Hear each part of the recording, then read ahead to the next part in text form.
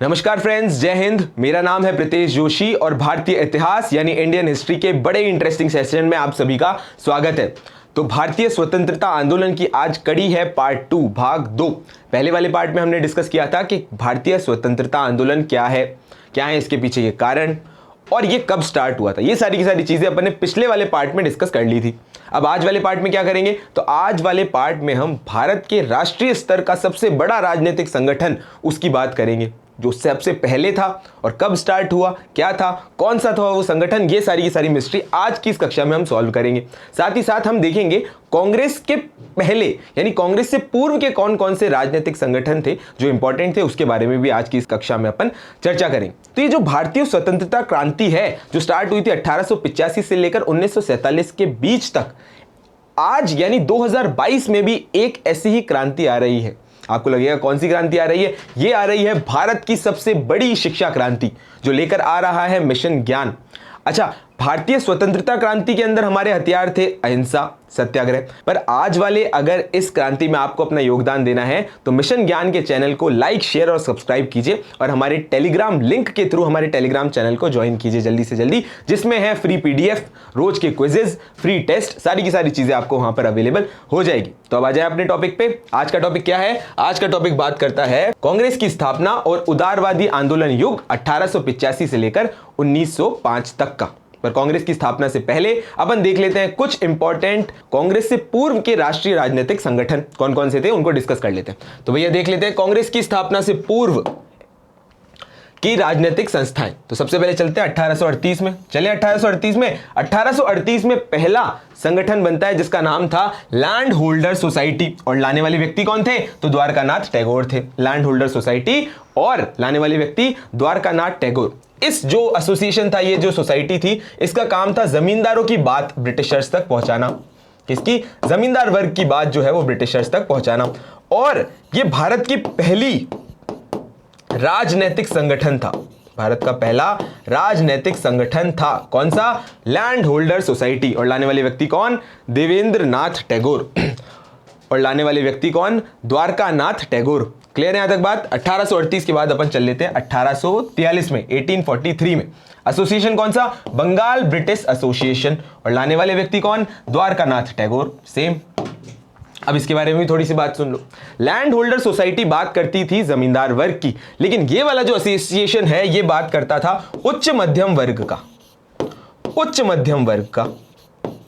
उच्च मध्यम वर्ग का। मैंने आप लोगों को बताया था कि जो हमारा स्वतंत्रता आंदोलन था उसका बेस, उसका पिलर था ये मिडिल क्लास, ये उच्च मध्यम वर्ग जो पढ़ा लिखा था, शिक्षित था, संगठित था, उनका जन जागरण में बहुत ज्यादा बड़ा योगदान था। ठीक है। अच्छा, बंगाल ब्रिटिश एसोसिएशन में और दो व्यक्ति भी जुड़े हुए थे। कौन कौन से व्यक्ति जुड़े हुए थे? तो वो थे प्यारी जॉर्ज।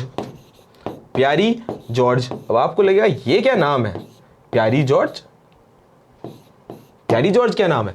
बंगाल ब्रिटिश एसोसिएशन से जुड़े हुए थे एक तो प्यारीचंद मिश्रा और जॉर्ज थॉमसन। प्यारीचंद मिश्रा और जॉर्ज थॉमसन। क्लियर है यहां तक बात? अब देख लेते हैं अपन 1851 में होने वाला ब्रिटिश इंडिया एसोसिएशन। क्या था भाई? इसका क्या इंपॉर्टेंट काम था? इसके व्यक्ति, जिसके जो इसके संस्थापक थे वो थे देवेंद्र नाथ टैगोर और राधाकांत देव। देवेंद्र नाथ टैगोर और राधाकांत देव। इसके अलावा इसमें और लोग भी जुड़े हुए थे। एक थे मनमोहन घोष जो पहले बैरिस्टर थे। अच्छा, साथ ही साथ इसमें डब्ल्यूसी बैनर्जी भी जुड़े हुए थे जो कांग्रेस के पहले अध्यक्ष थे। तो ये सारे के सारे लोग जुड़े हुए थे ब्रिटिश इंडिया एसोसिएशन से। क्लियर है? अब जिस तरीके से लैंड होल्डर सोसाइटी थी जमींदार वर्ग की, उसके बाद वाली बंगाल ब्रिटिश एसोसिएशन था उच्च मध्यम वर्ग का। अब ब्रिटिश इंडिया एसोसिएशन, जो ब्रिटिश इंडिया एसोसिएशन BIA था, उसका क्या मेन मकसद था? उसका टारगेट ग्रुप था व्यापारी वर्ग, व्यापारी वर्ग और नवीन बुद्धिजीवी वर्ग। नवीन बुद्धिजीवी वर्ग, व्यापारी वर्ग और नवीन बुद्धिजीवी वर्ग किससे जुड़े हुए थे? तो भैया ब्रिटिश इंडिया एसोसिएशन जुड़े हुए थे। लाने वाले व्यक्ति कौन? देवेंद्र नाथ टैगोर और राधाकांत देव। क्लियर है यहां तक बात? अब चल लेते हैं अपन इन सारी संस्थाओं में से सबसे प्रोमिनेंट और इंपॉर्टेंट संस्था की तरफ जो एस्टैब्लिश हुई 1866 में और जिसका नाम क्या था? East India association. East India association. अच्छा, ईस्ट इंडिया एसोसिएशन को लाने वाले व्यक्ति कौन? तो great grand old man of India दादा भाई नारोजी। अभी ईस्ट इंडिया एसोसिएशन का क्या काम था वो ध्यान से अब इस ईस्ट इंडिया एसोसिएशन का क्या काम था उसको बड़े ध्यान से समझ लो। देखो भाई, ईस्ट इंडिया एसोसिएशन एस्टेब्लिश होती है लंदन में और इसका काम था ब्रिटिश जनता और ब्रिटिश संसद को भारतीयों की स्थिति के बारे में बताना। किसका काम था? ईस्ट इंडिया एसोसिएशन काम था। स्टैब्लिश करने वाले व्यक्ति कौन थे? दादा भाई नारोजी। अच्छा, और इसका क्या काम था? जो ब्रिटिश जनता है और जो ब्रिटिश संसद है उनको भारतीय की स्थिति के बारे में बताना।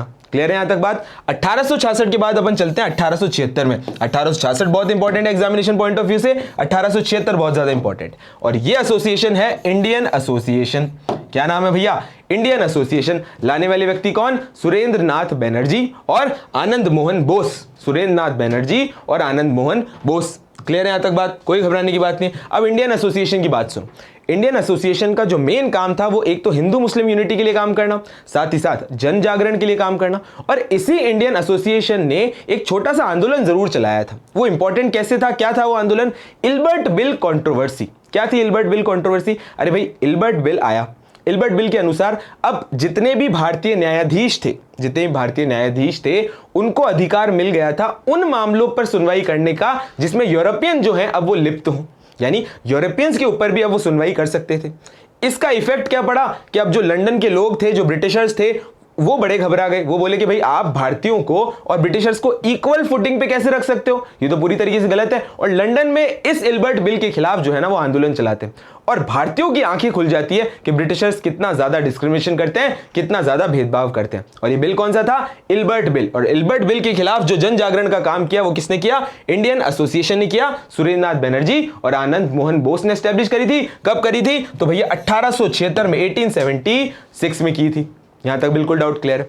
अब आ जाती है 1883 में, 1883 में नेशनल कॉन्फ्रेंस। ये भी बनाने वाले व्यक्ति कौन? सुरेंद्र नाथ बनर्जी। और ये जो 1883 की इंडियन नेशनल कॉन्फ्रेंस थी, ये बाद में मर्ज हो जाती है आपकी इंडियन नेशनल कांग्रेस में।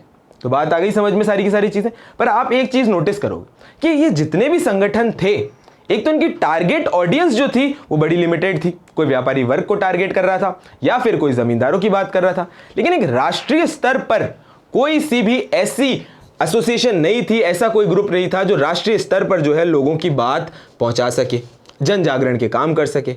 और ऐसे ही राष्ट्रीय स्तर के वैक्यूम को फुलफिल करने के लिए आती है इंडियन नेशनल कांग्रेस, भारतीय राष्ट्रीय कांग्रेस। ठीक है, अब अपन कब, क्यों और कौन के कॉन्सेप्ट में इसको समझेंगे, पर पहले सुन लो भारतीय राष्ट्रीय कांग्रेस की कहानी। देखो क्या हुआ भाई, 1883 में, 1883 में एओ ह्यूम नाम का व्यक्ति, एलन ऑक्टावियन ह्यूम नाम का जो व्यक्ति है ना, वो जाता है और एक पत्र लिखता है कलकत्ता यूनिवर्सिटी के ग्रेजुएट्स को, कलकत्ता विश्वविद्यालय के ग्रेजुएट्स को बात लिखता है कि भाई अपनी जवानी क्यों खराब कर रहे हो, तुम जन जागरण के काम करो, तुम राजनीतिक व्यवस्था को डेवलप करो। ये सारी पत्र वो लिखता है। 1885 में, 1885 में मई के महीने में एओ ह्यूम जो है वो लॉर्ड डफरिन से मिलता है। अब लॉर्ड डफरिन कौन है? लॉर्ड डफरिन 1885 में भारतीय गवर्नर जनरल थे। वो उनसे मिलता है और बोलता है कि भाई हम ऐसा राष्ट्रीय संगठन जो है वो बनाना चाहते हैं, तो आपका आदेश हो तो हम बना लेते हैं। डफरिन साहब भी उनकी मदद करते हैं, क्योंकि डफरिन साहब को बिल्कुल डर नहीं था कि ऐसा कोई संगठन बन सकता है जो ब्रिटिशर्स के खिलाफ काम कर सके।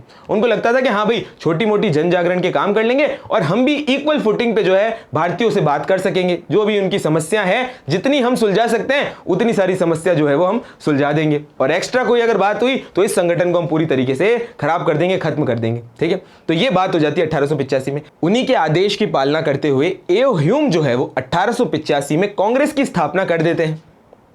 1885 में कांग्रेस की स्थापना कैसे होती है, कब, क्यों, कौन के कॉन्सेप्ट में, इसको जल्दी से समझ लेते हैं। 1885 में सबसे पहले कब होती है कांग्रेस की स्थापना? तो भैया 1885 में होती है। करने वाले व्यक्ति कौन थे? एओ ह्यूम, एलन ऑक्टावियन ह्यूम, जिनकी कहानी अपन ने ऑलरेडी यहां पर डिस्कस कर ली। एक रिटायर्ड सिविल सर्वेंट थे, एक रिटायर्ड आईसीएस के अधिकारी थे। अच्छा अब सुनो ध्यान से क्या अच्छा पहले जो ये थी, जो कांग्रेस जो थी वो पूना के अंदर अपना पहला कॉन्फ्रेंस करने वाली थी। कहां पर करने वाली थी? पूना के अंदर अपना पहला कॉन्फ्रेंस करने वाली थी, सम्मेलन करने वाली थी। लेकिन पूना के अंदर प्लेग फैल जाता है और प्लेग फैलने की वजह से अब जो डेस्टिनेशन था, जो जगह थी, वो चेंज हो जाती है। कहां से? पूना से चेंज हो जाती है बंबई में, और बंबई में कहां पर? तेजपाल संस्कृत कॉलेज, तेजपाल संस्कृत स्कूल में अब जो है कांग्रेस का सम्मेलन होने वाला था। क्लियर है यहां तक बात? कांग्रेस का सम्मेलन होता है और पहले जो अध्यक्ष बनते हैं वो थे व्योमेश चंद्र बनर्जी, WC बनर्जी। WC बनर्जी, व्योमेश चंद्र बनर्जी पहले अध्यक्ष बन जाते हैं। उसी के बाद में उस टाइम के जो गवर्नर जनरल थे, जिसकी मैंने अभी बात करी, जो मैं कहानी सुना रहा था लॉर्ड डफरिन की और एओ ह्यूम की, तो उस टाइम के गवर्नर जनरल कौन थे? Lord Dufferin. क्वेश्चन कई बार जो है एग्जामिनेशन में पूछ सकते हैं कि भाई कांग्रेस की स्थापना के टाइम गवर्नर जनरल कौन था? तो लॉर्ड डफरिन।